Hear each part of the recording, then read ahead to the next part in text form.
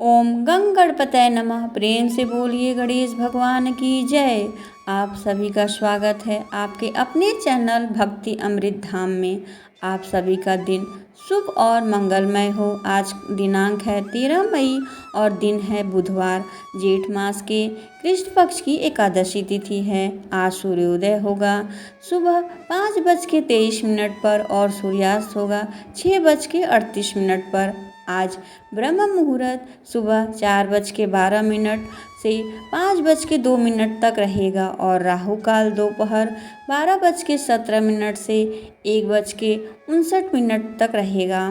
प्रेम से बोलिए श्री लक्ष्मी नारायण की जय। प्रिय भक्तों, भगवान श्री हरि आपके और आपके परिवार के सभी कष्ट दूर करें और आप पर असीम कृपा बरसाएं। आज आप सुनने वाले हैं ज्येष्ठ मास के महात्म का 12वां अध्याय। भगवान तक पहुँचने के लिए साधन से ज़्यादा साधना की भावना जरूरी होती। यह व्रत केवल कर्म नहीं बल्कि आत्मा की पुकार जो हर तप उपवास हर भावना में भगवान को ढूंढती है। आज का अध्याय शुरू करने से पहले हम सभी मिलकर माँ गंगे से प्रार्थना करेंगे। हे माँ गंगे, आप त्रिलोकों को पवित्र करने और भगवती विष्णुपदी शिव की जटाओं में लहराने वाली कल्याणी हो। आपकी एक बूंद से सारे पापों का नाश होता है। आपके दर्शन मात्र से जन्म जन्मांतर के दोष मिट जाते हैं। हे माँ गंगे, हम सबके जीवन में जो दुख पाप कष्ट रोग दरिद्रता क्लेश है, कृपा करके अपनी निर्मल धारा से उसे बहा दो। हमारे हृदय को शुद्ध करो, हमारे विचारों और भावनाओं को पावन बनाओ, मोक्ष की राह दिखाओ। हे गंगा मई माँ, आपके चरण में आकर हम सभी आपके करुणा से याचना करते हैं। हे पापहारिणी, कृपा करके हमें अपने चरणों में स्थान दें और हमारे जीवन को पूर्णमय बना दें। ये बुधवार व्रत कथा का श्रवण करते हैं। एक बार की बात है, 7 बहनें थीं। 6 बहनें पूजा पाठ करती थी लेकिन 7वीं बहन नहीं करती थी। एक बार गणेश जी ने सोचा, मैं इस 7 बहन की परीक्षा लेता हूँ। वे साधु के रूप में उनके घर आए और दरवाज़ा खटखटाने लगे। पहली बहन से गणेश जी ने कहा, हे पुत्री, मेरे लिए खीर बना दो, मैं बड़ी दूर से आया हूँ। अब देखिए, उस बहन ने मना कर दिया। अब इसी तरह साधु वेशधारी गणेश बाकी 6 बहनों के पास गए लेकिन सबने मना कर दिया। अब बची 7वीं, तो गणेश जी 7वीं की बहन के पास गए और उनसे कहते हैं, बेटी, मैं बहुत दूर से आया हूँ, मुझे भूख लगा है, तुम मुझे खीर बना के दे दो। तो 7वीं ने हाँ कर दिया। उसने चावल बीना शुरू कर दिया, फिर खीर बनाना शुरू कर दिया। जब खीर बन गई तो बहन को लगा कि यह खीर तो कहीं कच्ची तो नहीं है, इसलिए 7वीं बहन ने अधपकी खीर चख ली। फिर साधु महाराज को खिलाई। साधु ने कहा, तुम भी खीर खा लो बेटी। 7वीं ने कहा, मैंने तो खीर बनाते हुए ही खा ली। हे भगवान, आप गुस्सा मत होइए, मैंने सोचा कहीं खीर कच्ची न रह जाए, इसलिए मैंने चख लिया। उस 7वीं बहन की ऐसी भक्ति देखकर गणेश भगवान प्रसन्न हुए और फिर गणेश जी ने अपने असली रूप में आ गए और कहा, बेटी, मैं तुम्हें स्वर्ग ले जाऊंगा। बहन ने कहा, मैं अकेले स्वर्ग नहीं जाऊंगी महाराज, मेरी 6 बहनों को भी लेकर चलिए। गणेश जी बड़े खुश हुए और सबको स्वर्ग ले गए। स्वर्ग में मज़े से घूमने के बाद सब वापस आ गए। जब अपने घर जाते हैं तो उन्होंने देखा कि उनकी कुटिया की जगह एक आलीशान महल है। महल में नौकर चाकर गाड़ी घोड़े सब थे। इसी प्रकार वे रानी की तरह जीवन व्यतीत करने लगी। हे गणेश भगवान, जैसे आपने 7वीं बहन पर की वैसे कृपा सब पर करना। कहानी को कहते सुनते हुक्कारा भरते सभी का कल्याण करना। अब गणेश भगवान की दूसरी कहानी सुनते हैं। एक बार गांव में एक कुम्हार रहता था। उसकी 2 पत्नियां थीं। दोनों पत्नियों में एक बेटी थी। बड़ी का नाम सुखिया और छोटी का नाम दुखिया था। बड़ी बहुत ही चालाक थी। वह अपनी बेटी सुखिया के साथ पूरे घर पर राज करती थी। इधर छोटी वाली अपनी बेटी दुखिया के साथ घर का सारा काम करती थी। कुम्हार भी इन दोनों पर कोई विशेष ध्यान नहीं देता था। अब धीरे धीरे समय व्यतीत हो रहा था। एक दिन की बात है, कुम्हार की तबीयत खराब हो गई। उसने दुखिया को बुलाया, धीरे से एक गणेश जी की मूर्ति अपनी बेटी को थमा दी। गणेश जी की मूर्ति को उस कुम्हार ने अपने हाथों से बनाया था। कुम्हार ने कहा, बेटी, मेरे पास तुम्हें देने के लिए कुछ नहीं है, यह मूर्ति है सो मैं तुम्हें दे रहा हूँ। इन्हें रोज भोग लगाना और इनकी पूजा करना, तुम्हारा कल्याण होगा। इतना कहते ही कुम्हार की मौत हो गई। बड़ी वाली पत्नी ने चालाकी से सारी संपत्ति हड़प ली और छोटी वाली को घर से निकाल दिया। छोटी वाली अपनी बेटी को दुखिया को लेकर सूत काट कर कपड़ा बुनकर बेचती। जो पैसा बचता उससे जीवन यापन किया करती थी। एक दिन की बात है, दुखिया की माँ ने अपनी बेटी से कहा, तुम रुई का ध्यान रखना, यह रुई सूख जाए तो घर में लेकर रख देना। उसी समय दुखिया गणेश भगवान को भोग लगा रही थी। गणेश भगवान को भोग लगाकर वह रुई का ध्यान रखने लगी। तभी हवा का तेज झोंका आया, दुखिया के सारे रुई उड़ा ले गया। दुखिया चिंतित हो गई, अब माँ को क्या जवाब दूंगी। उसी समय गणेश भगवान प्रकट हुए। दुखिया से कहा, हे बेटी, तुम्हें तुम्हारी रुई वापस मिल जाएगी, तुम मेरे पीछे आओ। दुखिया गणेश जी के पीछे चल पड़ी। रास्ते में उसे एक गाय मिली। गाय बोली, बेटी, मेरे चारों ओर गोबर बिखरे पड़े हैं, तुम इसे जरा साफ कर दोगी। दूसरों की सेवा करने की आदि दुखिया अपने स्वभाव के अनुसार गोबर साफ करने लगी। उसके बाद गाय के आगे उसने घास का एक बड़ा सा गट्ठर रख दिया और पानी भरी बाल्टी रख दी। तब गाय माता ने कहा, बेटी, आते समय मुझसे मिलकर जाना। अब दुखिया आगे बढ़ी। जाते जाते एक केले का पेड़ पड़ा।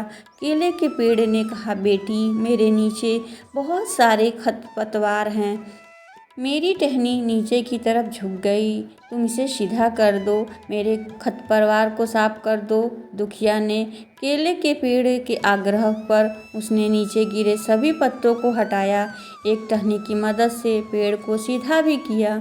फिर वह केला बोला, हे बेटी, यदि तुम वापस आना तो मुझसे मिलते हुए जाना। दुखिया ने कहा, ठीक है महाराज। अब दुखिया आगे बढ़ी। जाते जाते एक घोड़ा मिला जो खूंटे से बंधा था। घोड़े ने कहा, बेटी, मैं बहुत दिन से भूखा हूँ, कुछ खाने को दे दो। दुखिया ने उसे घास काट कर खिलाया और पानी भी पिलाया। आगे एक चांदी सी सफ़ेद बालों वाली बुढ़िया माई मिली जो चांद की माँ थी। गणेश भगवान ने दुखिया को इशारा किया, जाकर इसे बूढ़ी माई से अपनी रुई मांग ले। दुखी माई ने चरण स्पर्श किए और अपनी रुई मांगी। बुढ़िया माई बोली, लेकिन पहले अंदर जाकर मेरे बालों में तेल लगाकर तालाब में स्नान कराकर इसके पश्चात नई साड़ी पहनाकर खाना खिलाकर दुखिया बूढ़ी माई के घर अंदर चली गई। बालों में तेल लगाकर जो ही उसने तालाब में डुबकी लगाई, चमत्कार हो गया, वह परी की तरह सुंदर बन गई। दूसरी डुबकी लगाई तो उसका शरीर गहनों से लद गया। तीसरी डुबकी लगाने की हिम्मत नहीं हुई। उसने कच्छ में आकर कीमती साड़ी ना पहनकर एक साधारण साड़ी पहनी। बहुजन कच्छ में गई तो वहाँ रसोई में पकवान सजे हुए थे। सभी पकवानों को छोड़कर दुखिया रोटी सब्जी खाई। बुढ़िया के पास गई। बुढ़िया बाई ने उससे रुई वापस लौटा दिया। अपने पास रखे 2 डब्बों में से एक डब्बा उपहार के स्वरूप ले जाने को कहा। दुखिया ने छोटा वाला डब्बा उठाया और अपने घर की तरफ चल पड़ी। रास्ते में लौटते समय घोड़े ने उसे सोने की अशर्फियाँ से भरा घड़ा दिया। केले के पास पहुंची तो केले ने पेड़ से सोने के केले का एक गुच्छा दिया। गाय ने उसे बछिया दी। इतने सारे नायाब तोहफा लेकर दुखिया खुशी खुशी घर आई। दुखिया के उपहार से मिला डब्बा खोला तो उसमें दिव्य रूपी एक सुंदर सा राजकुमार प्रकट हुआ। उसने दुखिया से विवाह कर लिया। उसके दिन फिर गए।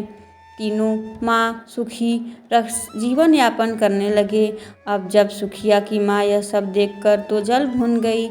उसने भी छोटी की तरह रुई सुखाने वाला काम शुरू कर दिया। अब हवा चलती, रुई उड़ जाती। बड़ी वाले बेटी सुखिया को उस रुई को लाने को भेजती। रास्ते में गाय घोड़े केले ने विनती से दुखिया की थी वही विनती सुखिया से भी की, लेकिन सुखिया मुंह पिचकाकर आगे बढ़ गई। जाते जाते चांदी बालों वाली बुढ़िया बैठी थी। उसने बुढ़िया माई अपने रुई ऐसे मांगी जैसे उसे आदेश दे रही हो। बुढ़िया माई ने कहा, अरे बेटी गुस्सा क्यों होती हो, मेरे घर के अंदर जाओ, बालों में तेल लगाकर तालाब में डुबकी लगाओ, सुंदर वस्त्र पहनकर भोजन करके चली आना। अब क्या था, बुढ़िया माई घर में सुखिया प्रवेश करती है। बुढ़िया माई कहे के अनुसार बालों में तेल लगाती है और पालास के तालाब में डुबकी लगाने जैसे ही डुबकी लगाती है वह सोने चांदी के आभूषणों से लद जाती है। इसके बाद दूसरी डुबकी लगाती है तो वह राक्षसी हो जाती है। यह देख सुखिया बहुत दुखी होती। फिर बुढ़िया माई घर में गई और बहुत सुंदर साड़ी पहनी और अच्छे पकवान खाए। बुढ़िया माई के पास आकर रुई मांगने लगी। बुढ़िया माई ने कहा, बेटी यह 2 डब्बे रखे हैं, एक छोटा है और एक बड़ा है, जो तुम्हें लेना है ले सकती हो। सुखिया के लालचवश एक बड़ा डब्बा उठा लिया। यह सारी चीज़ें लेकर सुखिया आगे बढ़ती है। रास्ते में घोड़े के पास जाती है तो घोड़े ने उसे लात मारी। केले के पास जाती है तो केले ने उसके ऊपर छिलकों की वर्षा कर दी। गाय ने उसे सींग मार कर दूसरी तरफ फेंक दी। रोती बिलखती सुखिया घर आई और अपनी माँ को सारी बात बताई। जब रात होते ही तो उसने रात का वह उपहार डब्बा खोला। उसने सोचा बहुत से हीरे मोती और जवाहरात होंगे, लेकिन उसमें से एक विशाल अजगर निकला। उस अजगर ने सुखिया को निगल लिया और उसकी माँ रोती रही और घर से निकलकर भाग गई। उसकी माँ का सब कुछ खत्म हो गया, कुछ भी नहीं बचा। गणेश भगवान की जय। जो तन मन से धन से गणेश भगवान की पूजा करता है वह धन धान से भर जाता है। जो उनके भक्तों से ईर्ष्या करता है, उसकी निंदा करता है, उसका जैसे सुखिया जैसा हाल हो जाता है। इसलिए गणेश भगवान की पूजा बड़े ही भक्ति भाव से करे, उन भक्तों की निंदा कभी न करे। एक बार प्रेम से बोलिए गणेश भगवान की जय। श्री गणेशाय नमः। आइए अब ज्येष्ठ मास के 12वें अध्याय का श्रवण करते हैं। सूर्य जो संपूर्ण जगत के आदि हैं, मूल हैं, इसी कारण इनका नाम आदित्य भी है।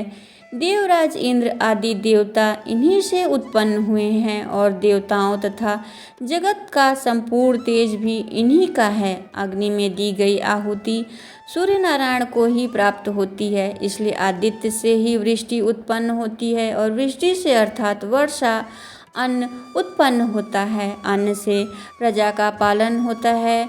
ध्यान करने वाले लोगों के लिए ध्यान रूप और मोक्ष प्राप्त करने की इच्छा से आराधना करने वाले लोगों के लिए मोक्ष स्वरूप है। क्षण मुहूर्त, पक्ष, मास, ऋतु, अनय, संवत तथा युग की कल्पना सूर्य नारायण के बिना संभव नहीं है। काल के नियम बिना अग्निहोत्र आदि कर्म नहीं हो सकते। ऋतु विभाग के बिना पुष्प, फल तथा मूल उत्पत्ति संभव नहीं है। उनके ना रहने से तो संपूर्ण जगत के व्यवहार ही नष्ट हो जाएंगे। सूर्य नारायण के सामान्य 12 नाम इस प्रकार हैं: आदित्य, सविता, सूर्य, मेहर, अर्घ, तापन, मार्तंड्य, भास्कर, भानु, चित्रभानु, दिवाकर और रवि। विष्णुधाता, भंग, पुषा, मित्र, इंद्र, वरुण, आर्यमना, विवस्वान, अंशुमान, त्वष्टा, पर्यंज, यह 12 आदित्य हैं। चैत्र के महीने में यह 12 आदित्य उदित होते हैं। चैत्र मास में विष्णु जी, वैशाख मास में आर्यमा, ज्येष्ठ मास में विवस्वान और आषाढ़ में अंशुमान, सावन में पंजय, भद्रा में वरुण, अश्विनी में इंद्र, कार्तिकेय में घाता और मार्गशीर्ष में मित्र, पौष में पूषा, माघ में भंग, फागुन में त्वट्टा नाम से आदित्य तपते हैं। उत्तरायण में सूर्य की किरणें वृद्धि प्राप्त करती है, दक्षिणायन में वह किरणें वृद्धि घटने लगती हैं। इसी प्रकार सूर्य किरणें लोकप्रकार में प्रवृत्त करती रहती हैं। जैसे विभिन्न रंगों में प्रविष्ट होने वाले अनेक वर्णों दिखाई नहीं देते हैं, जैसे एक ही मेघ में आकाश अनेक रूपों के शिकार होते हैं। गुण विशेष जैसे आकाश से गिरता हुआ जल, भूमि के रस वैशिष्ट के अनेक स्वाद गुणों वाला होता है। इस प्रकार एक ही अग्नि ईंधन भेद के कारण अनेक रूपों में विभक्त हो जाती है। जैसे वायु पदार्थों के संयोग से सुगंधित दुर्गंध युक्त हो जाती है, जैसे अग्नि के अनेक नामों होकर भी उसी प्रकार एक सूर्य नारायण ही ब्रह्मा विष्णु महेश शिव आदि अनेक रूप धारण करते हैं। इसलिए उनकी भक्ति अनेक प्रकार से करना चाहिए।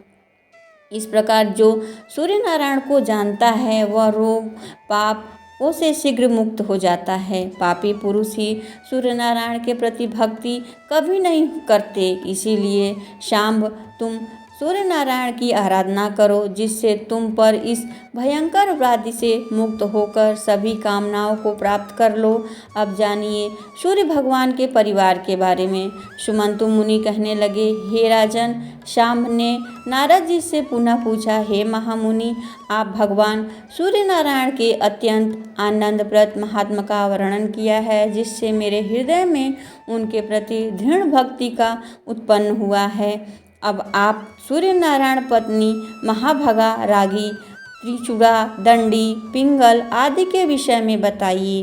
तब नारद जी कहने लगे, शाम भगवान सूर्य नारायण की रागी और निछुभा नामक 2 पत्नियां हैं, जिनमें से रागी को दौ अर्थात स्वर्ग और निशुभा को पृथ्वी कहा जाता है। शुक्ल पक्ष की सप्तमी तिथि को साथ में मार्ग में कृष्ण पक्ष की सप्तमी को निशुभा अर्थात पृथ्वी के साथ सूर्य नारायण का संयोग होता है, जिसमें रागी से जल और निशुभा से पृथ्वी से तीनों लोक कल्याण के लिए अनेक प्रकार के रहस्य संपत्ति अर्थात अन्न उत्पन्न होता है। अन्न को देखकर अत्यंत प्रसन्नता से ब्राह्मण हवन करते हैं। स्वाहाकार स्वधाकार से देवताओं और पितरों को तृप्ति होती है। इस प्रकार रागी अपने 2 रूपों में हुई हैं, यह जिनकी पुत्री हैं तथा इनकी जो संतानें हुए हैं वर्णन करते हैं। इससे अब आप प्रेम पूर्वक सुनिए। शाम्ब महाराज के पुत्र मरीच के कश्यप से हिरण्यकश्यप और प्रहलाद से प्रहलाद विमोचक नामक पुत्र हुआ। विमोचन की बहन का विवाह विश्वकर्मा के साथ हो गया, जिससे संज्ञा नाम की एक कन्या उत्पन्न हुई। मरीचि की सुपा नामक कन्या से विवाह अंगिरा ऋषि से हो गया, जिसे बृहस्पति देव उत्पन्न हुए। बृहस्पति की ब्रह्मवादिनी बहन ने 8वें प्रभास नामक वसु से पानी ग्रहण किया, जिसका पुत्र विश्वकर्मा समस्त शिल्पों को जानने वाला हुआ। उन्हीं की त्वष्टता भी है, जो देवताओं के बड़े हुए करते हैं। इन्हीं की कन्या संज्ञा को रागी कहा जाता है और इन्हीं की ध्वज साती प्रभा तथा सुरेणु भी कहा करते हैं। इन्हीं संज्ञा की छाया का निशुभा है। सूर्य नारायण की संज्ञा नामक भार्या अर्थात पत्नी बड़ी ही रूपवती और पतिव्रता थी, किंतु भगवान सूर्य नारायण मानव रूप उनके समीप नहीं जाते। वह अत्यधिक तेज और परिव्याप्त होने के कारण सूर्य नारायण का वह स्वरूप सुंदर मालूम नहीं होता है, इसलिए वे संज्ञा को भी अच्छा नहीं लगता। संज्ञा से 3 संतानें उत्पन्न हुई, किंतु सूर्य नारायण के तेज से व्याकुल होकर वह अपने पिता के पास चली गईं और हजारों वर्ष तक वहाँ रहीं। जब पिता ने संज्ञा से पति के घर जाने के लिए कहा, अनेक बार कहा, वह उत्तर कुल के देश को चली गई। वहाँ पर अश्वनी का रूप धारण करके तृण आदि चरती समय बीतता गया। सूर्य भगवान के समीप संज्ञा के रूप में उनकी छाया निवास करती थी। सूर्य उन्हें संज्ञा समझते थे। उनसे 2 पुत्र हुए, एक कन्या हुई श्रुतसवा और सुतकर्मा। यह 2 पुत्र अत्यंत सुंदर तपती कन्या छाया की संतानें थीं। श्रुतस्रवा तो सामीण मुनि के नाम से प्रसिद्ध हुआ और ऋतुकर्मा ने शनिश्चर नाम से प्रसिद्ध हुए।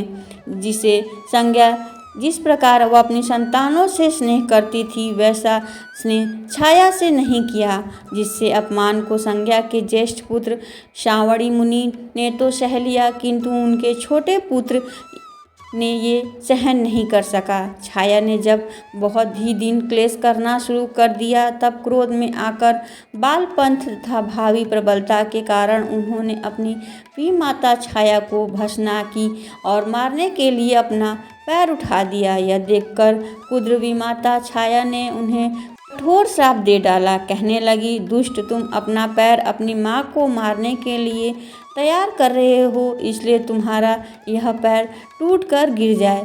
छाया के श्राप से विफल होकर यम अपने पिता के पास गए। उन्होंने यह सारा वृत्तांत कह सुनाया। पुत्री, यह बातें सुनकर सूर्य नारायण कहने लगे, पुत्र, इनमें कुछ विशेष कारण तो जरूर होगा, क्योंकि अत्यंत धर्मात्मा तुम जैसे पुत्र के ऊपर माता को क्रोध आया। सभी पापों को तो निदान है, किंतु माँ के श्राप का कभी अन्यथा नहीं हो सकता। पर मैं तुम्हारे ऊपर अधिक स्नेह होने के कारण एक उपाय कहता हूँ।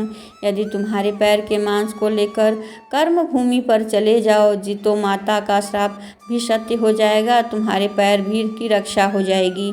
सुमंतु मुनि कहने लगे, राजन, इस प्रकार पुत्र को आश्वासन देकर सूर्य नारायण छाया के समीप जाकर कहने लगे, तुम इनसे स्नेह क्यों नहीं करती हो? एक माँ के लिए तो सभी संतानें एक समान होनी चाहिए। यह सुनकर छाया ने तो कोई उत्तर नहीं दिया, जिससे सूर्य नारायण को क्रोध आया और वे श्राप देने के लिए तैयार हो गए।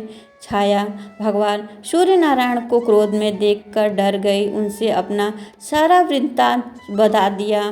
तब सूर्य अपने ससुर विश्वकर्मा के पास गए। अपने जमाता सूर्य को क्रोधित देखकर विश्वकर्मा ने उनका पूजन किया और मधुर वचनों से उन्हें शांत किया। कहने लगे, मेरी पुत्री संज्ञा आपके अत्यंत तेज को सहन न कर सकी, जिसके कारण वो वन को चली गई। वह आपके उत्तम रूप के लिए वहाँ पर महान तपस्या कर रही है। श्री ब्रह्मा जी ने मुझे आज्ञा दी है, यदि उनकी अभिरुचि हो तो तुम साल के कल्याण के लिए सूर्य को तराश कर उत्तम रूप बनाओ। विश्वकर्मा का यह वचन सुनकर सूर्य नारायण ने स्वीकार कर लिया और तब विश्वकर्मा ने शाकद्वीप से सूर्य नारायण को भ्रमी अर्थात खदान पर चढ़ाकर उनके प्रचंड तेज को खदार डालकर, जिससे उनका रूप बहुत ही सौम्य बन गया। सूर्य नारायण ने भी अपने योग बल से इस बात की जानकारी की कि संपूर्ण प्राणियों से अदृश्य हमारी पत्नी संज्ञा अश्विनी के रूप को धारण करके उत्तर कुरु में निवास कर रही है। अतः सूर्य नारायण भी स्वयं अश्व का रूप धारण कर उनके पास आकर मिले। फलतः फिर बाद में अश्विनी से देवताओं ने वैद्य जुड़वा अश्विनी 2 कुमारों का जन्म हुआ, जिनका नाम नासत्य और त्रस्त है। जिसके बाद सूर्य नारायण ने अपना वास्तविक रूप धारण किया। उस रूप को देखकर संज्ञा अत्यंत प्रीत प्रसन्न हो गई। वह उनके समीप चली गई। फिर संज्ञा ने रेवत नाम का पुत्र उत्पन्न हुआ, जो सूर्य नारायण के समान ही सौंदर्य उत्पन्न था। इस प्रकार श्रावणी, मुनि, यम, यमुना, शनि, तप्ती, दोनों अश्विनी कुमार मनु, रेवत, ये सब सूर्य की संतानें हुई। यम की भागिनी यमुना नदी बनकर प्रवाहित हुई। श्रावणी 8वें मनु होंगे। श्रावणी के मनु मेरु पर्वत के प्रदेश पर तपस्या कर रहे थे। श्रावणी के भ्राता शनि एक ग्रह बन गए और उनकी भगिनी तप्ती नदी बन गई, जो विंध्यगिरि से निकलकर पश्चिम समुद्र के पास जाकर मिलती हैं और इस नदी में स्नान करने से बहुत ही पुण्य प्राप्त होता है। सौम्या नदी से ताप्ती का संगम, गंगा नदी से वैवस्वती, यमुना का संगम होता है। दोनों अश्विनी कुमार देवताओं वैद्य हैं, जिनकी विद्या से वैद्य भूमि पर अपना जीवन निर्वाह करते हैं।